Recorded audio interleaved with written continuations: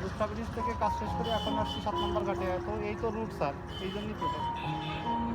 হ্যাঁ, এখন আপনার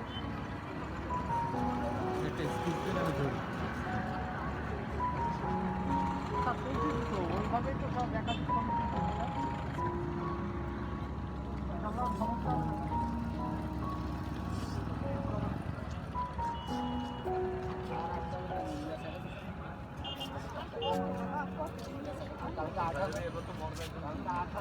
সচেতন করার জন্যই মূলত মাঠে কাজ করছি প্রতিনিয়ত। তো আমরা চেষ্টা করতেছি যাতে যারা মাস্ক ব্যবহার করতেছেন না বা নিরাপদ দূরত্ব বজায় রাখতেছেন না, আমরা তাদেরকে যথেষ্ট চেষ্টা করতেছি মাস্ক ব্যবহার করা এবং সামাজিক ডিস্টেন্সটা বজায় রাখার জন্য। তবে আমরা আগের থেকে এখন অনেকটা বেশি সাড়া পাচ্ছি সবার কাছ থেকে, এবং প্রায় অধিকাংশ জায়গায় আমরা দেখছি যার যার সামাজিক ডিস্টেন্সটা বজায় রাখছে এবং মাস্ক ব্যবহার করতেছে। যারা দু একজন কম বেশি মাস্ক করতেছে না, তাদেরকে আমরা চেষ্টা করতেছি মাস্ক দেওয়া, এবং এমনকি তারা যাতে মাস্ক পরে সেভাবে তাদেরকে বোঝানোর চেষ্টা করতেছি এবং তারা সেভাবেই ব্যবস্থা নিচ্ছে আমরা দেখতেছি। এমনি আপনাদের ট্যুরিস্ট পুলিশের পক্ষ থেকে কি পর্যটকদের জন্য আলাদা কোনো নির্দেশনা এসছে? আমাদের অফিস থেকে আমাদেরকে যখনই যেভাবে নির্দেশনা দেয় আমরা সেভাবেই আমরা কাজ করি। তো ট্যুরিস্ট পুলিশে কাজ করার জন্য যেসব জায়গায় পর্যটকদের সাধারণত আনাগোনা থাকে, আমরা সেসব জায়গায় প্রতিনিয়ত কাজ করে যাচ্ছি, ডিউটি করে যাচ্ছি। পর্যটন এলাকায় যাতে পর্যটকরা আবার ফিরে আসে, পর্যটন নগরী আবার সেই স্বপ্নের পর্যটন নগরী গড়ে ওঠে, আমরা চেষ্টা করতেছি সেই সব জায়গাকে বেশি বেশি সুরক্ষিত রাখার জন্য। বিশেষ করে মাস্ক, তারপর সোশ্যাল ডিস্টেন্স, এগুলো যাতে বজায় থাকে আমরা সেভাবে চেষ্টা করতেছি, আমরা সেভাবে অ্যাডভার্টাইজিং করে যাচ্ছি। আমি সাব ইন্সপেক্টর, আমার নাম মোহাম্মদ আবু তাহের, ট্যুরিস্ট পুলিশ খুলনা রিজিয়নে কর্মরত আছি। আমার সাথে আমার 7 জন অফিসার ফোর্স সহ আমি আমাদের এই সচেতনমূলক ডিউটিটা আমরা চালিয়ে যাচ্ছি।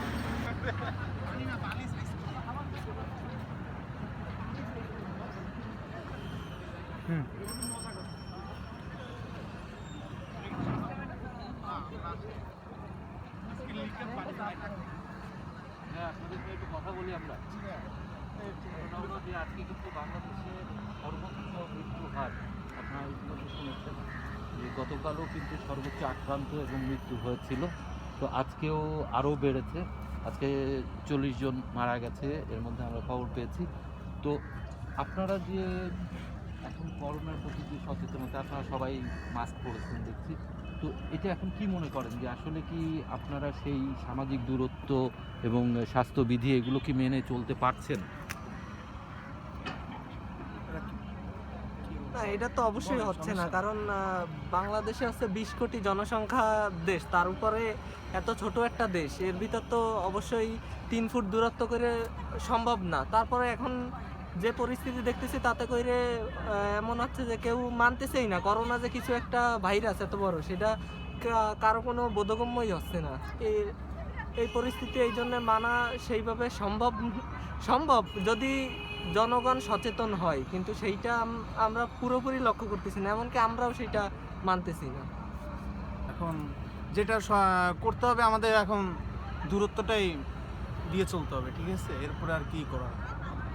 অ্যাকচুয়ালি আমরা এতদিন মানার চেষ্টা করছি, কিন্তু যে আজ 2-2.5 মাস পর একটানা ঘরে থাকাটা অনেকটাই কষ্টের বিষয় আর কি আমাদের ব্যাপারে। সেই সম্পর্কে আমরা সচেতনতা ভিতরে একটু বেড়াইতে আসছি, তাছাড়া আর কিছুই না। যখন আমরা বাসায় যাই, ঠিক আছে, আমরা যে ড্রেসটা আপ করে থাকি ওটা আমরা অন্য সাইড দিয়ে আমরা ক্লিন করি। হ্যাঁ, ক্লিন করে আমরা নিজেদেরও একটা ক্লিনের ব্যবস্থা রেখে আমরা ঘরে প্রবেশ করি। দীর্ঘ 66 দিন অবরুদ্ধ থাকার পর সরকারি ছুটি থেকে মুক্তি পেল বাংলাদেশ। এজন্য এই সময়ে সকলেই কিন্তু ঘরের বাইরে এসেছে, মুক্ত হয় কিছুটা নিঃশ্বাস নিতে।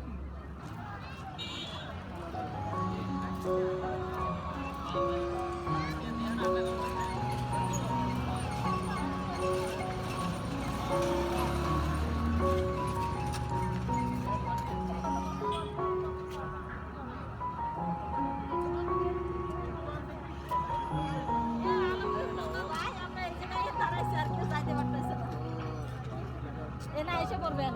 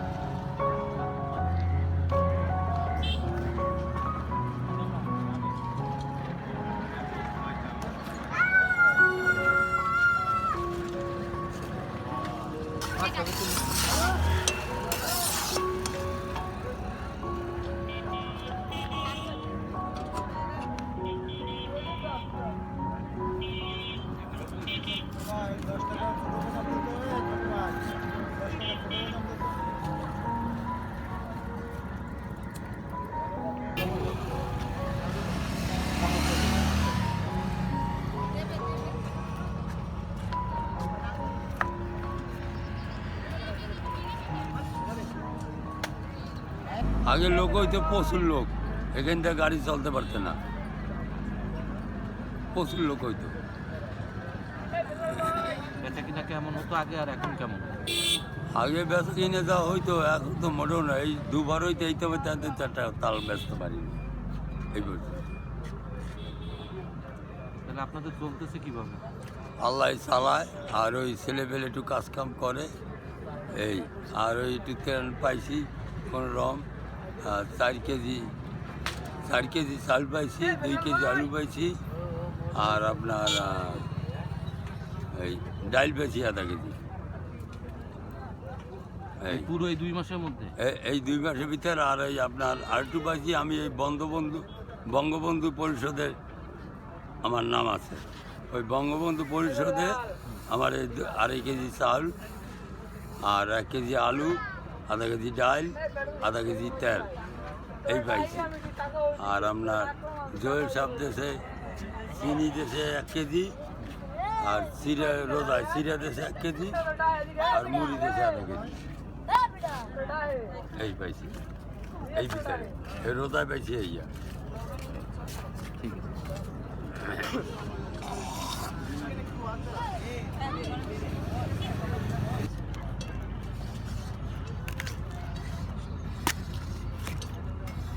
টাকা গাড়ি ঘোড়া চল, টাকা যাবে না।